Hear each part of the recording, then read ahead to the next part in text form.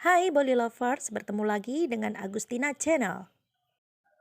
Episode Ismain Marjawan 2 kali ini diawali dengan Fans dan Ridima yang sedang mempersiapkan diri untuk pernikahan kedua mereka. Di bawah, pendeta menyuruh keluarga memanggil kedua mempelai. Tak lama kemudian, mereka berdua datang. Nenek berkata, "Tidak perlu memanggil mereka, lihatlah mereka telah datang." Tampak Fans menggandeng tangan Ridima. Lalu keduanya meminta berkat kepada nenek dengan menyentuh kaki nenek. Lalu mereka bersiap untuk melakukan upacara pernikahan. Pendeta menyuruh nenek untuk mengikat simpul. Ridima tersenyum kepada Fans. Upacara pernikahan pun dilangsungkan. Pendeta menyuruh Fans dan Ridima untuk berdiri untuk saling mengalungkan bunga. Namun Ridima melamun. Fans memanggil Ridima dan mengajaknya berdiri. Ketika hendak mengalungkan karangan bunga kepada Fans, Ridima berkata dalam hati bahwa momen ini sangat istimewa bagiku. Aku harap ketakutanku tidak menjadi kenyataan. Lalu Ridima pun mengalungkan bunga kepada Fans. Begitu juga sebaliknya, Fans mengalungkan bunga kepada Ridima. Sementara Kabir di ruang bawah tanah memukuli petugas polisi yang disekapnya. Petugas polisi itu berkata, "Aku tidak tahu apa-apa, Pak. Tolong biarkan aku pergi."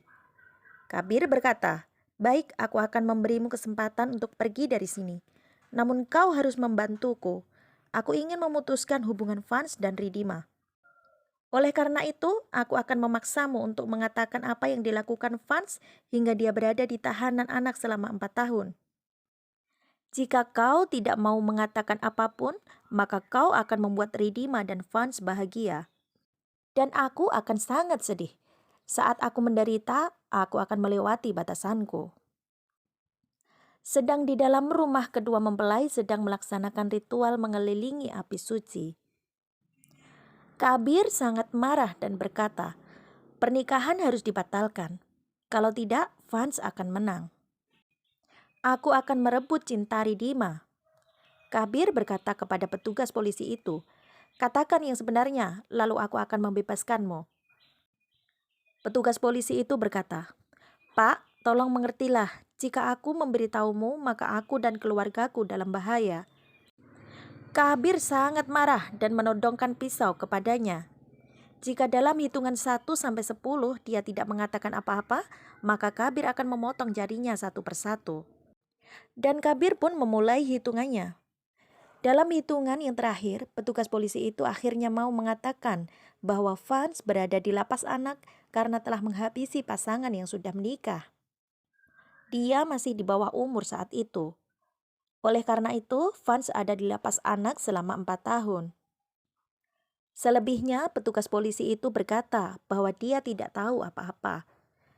Kabir bertanya siapa mereka yang dihabisi oleh Fans, dan petugas polisi itu bilang dia tidak tahu, karena semua catatan tentang Fans telah dihancurkan. Petugas polisi itu bersumpah demi anak-anaknya bahwa dia benar-benar tidak tahu apa-apa selain itu, dan meminta Kabir untuk melepaskannya. Namun Kabir malah pergi. Kabir pergi untuk menemui Ridima. Ridima pun menyadari kedatangan Kabir dan berpikir mungkin petugas polisi telah mengatakan sesuatu kepada Kabir. Fans dan Ridima lalu melanjutkan ritual pernikahannya.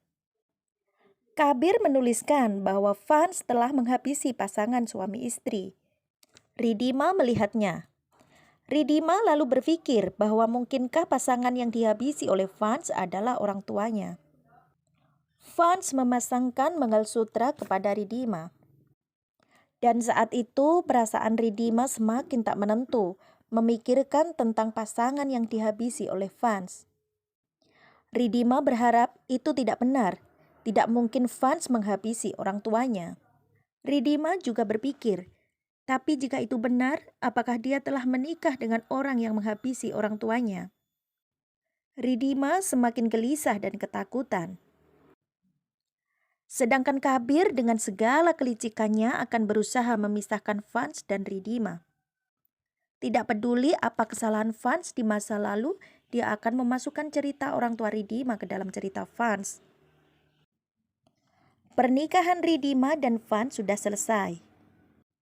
Ridima tampak gelisah dan berpikir, semoga ketakutannya salah.